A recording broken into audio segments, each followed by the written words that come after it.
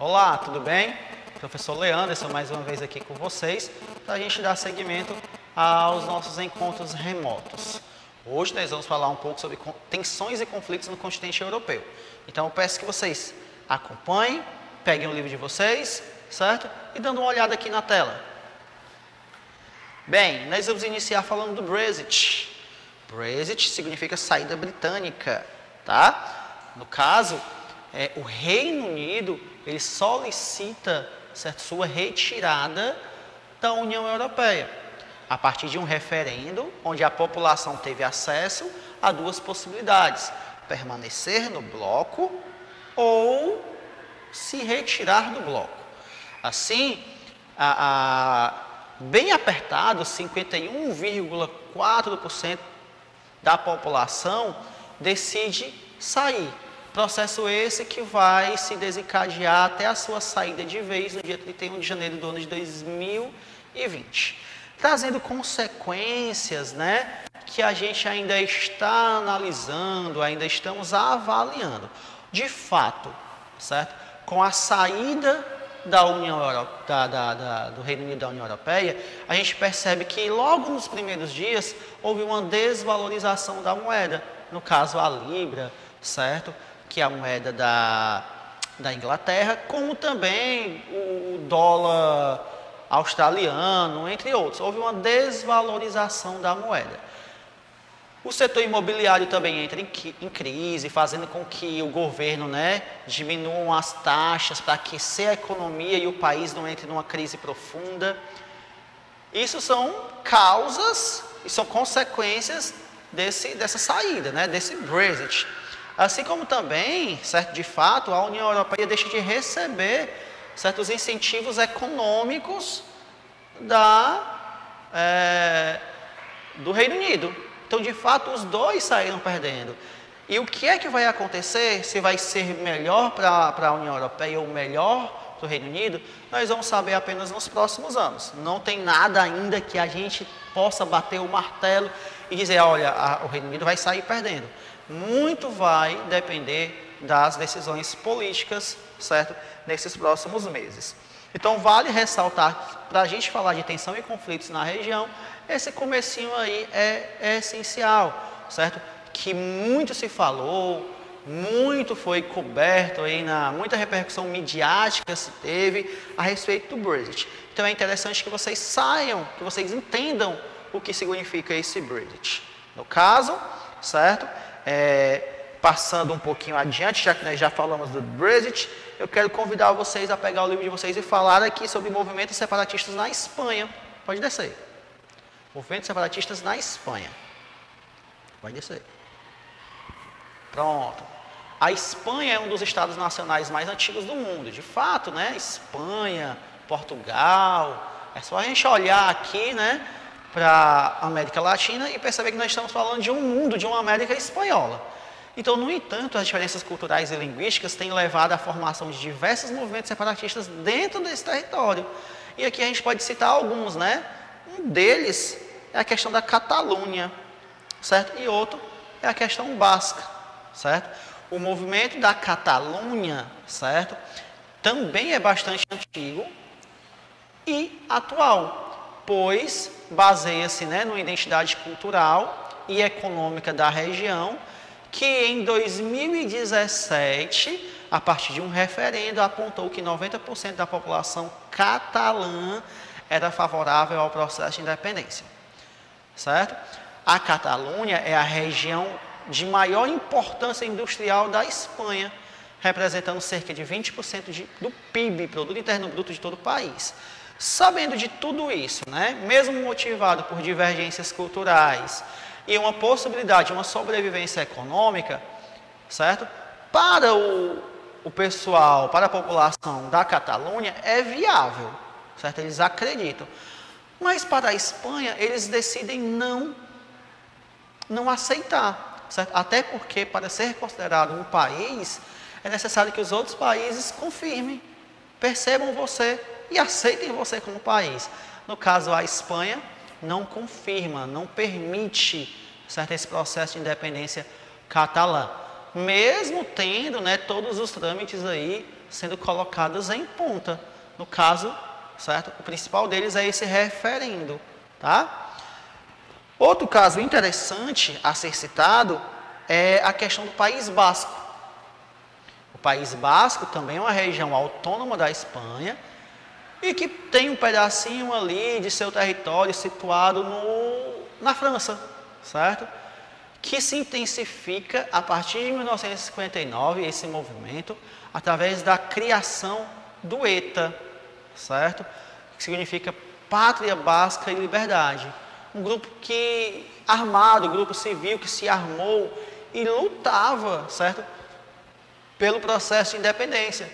Eles meio que organizavam atentados, certo? Classificados como terroristas, mas chamando a atenção para a causa basca, certo? Eles queriam mesmo, de fato, era pressionar os governos para que eles fossem considerados um país autônomo e detentores de seu território.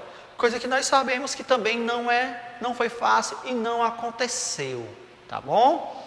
Vamos descer um pouquinho, vamos falar de outros conflitos na Europa e agora a região do Kosovo. Em 2002, o que era conhecido como Iugoslávia, um antigo país do continente europeu, deixou de existir e se fragmentou, certo? Passou a se chamar de Sérvia e Montenegro.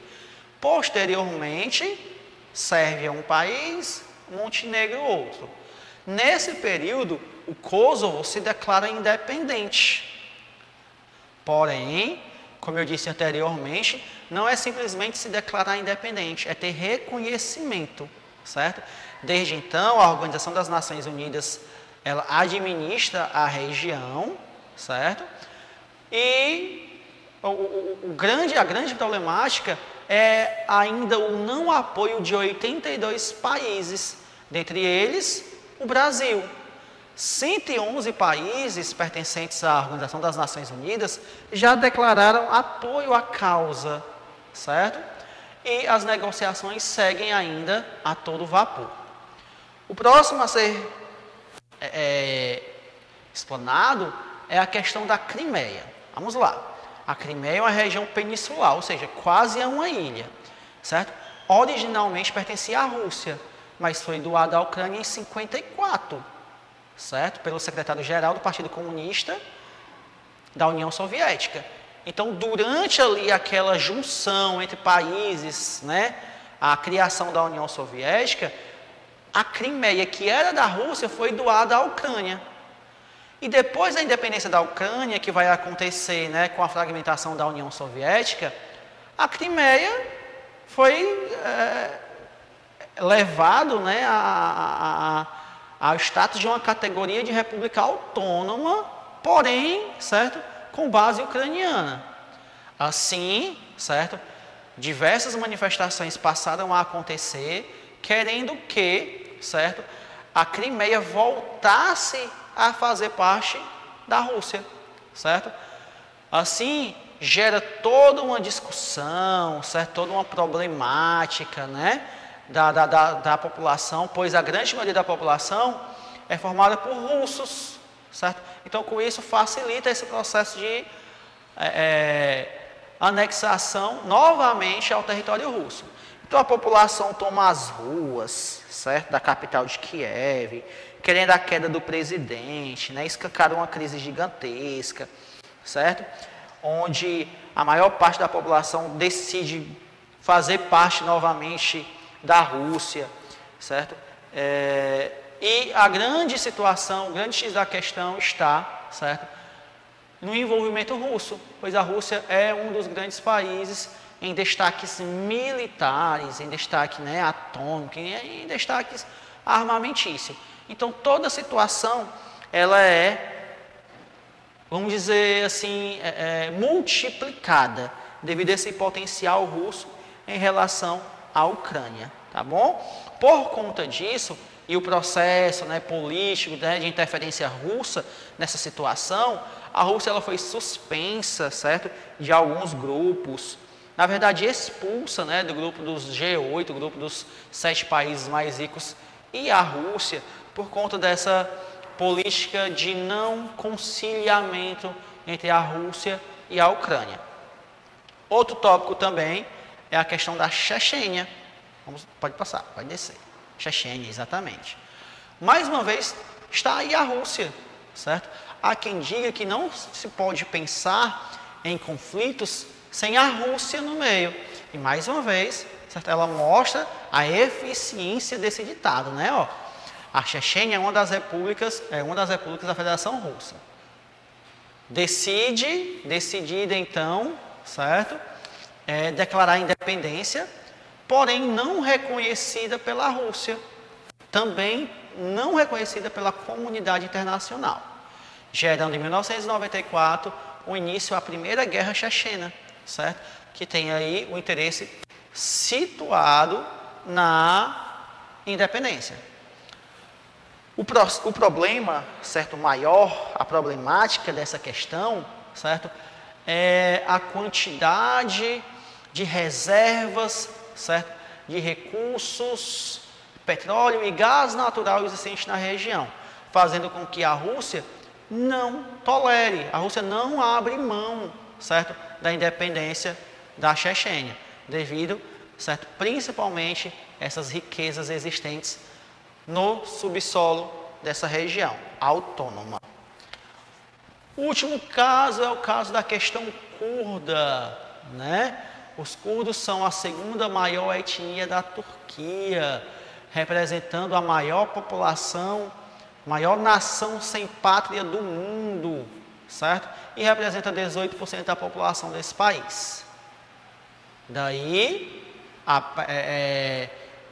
os curdos não são reconhecidos como etnia pelos turcos, o que gera, né, já conflitos a partir desse não reconhecimento dentro de um território. Os curdos estão concentrados, olha aí, ó, a quantidade de países que o território curdo, certo? Vamos dizer assim, passam, né? Nós temos ali pelo Azerbaijão, dentro da Armênia, na Turquia, certo?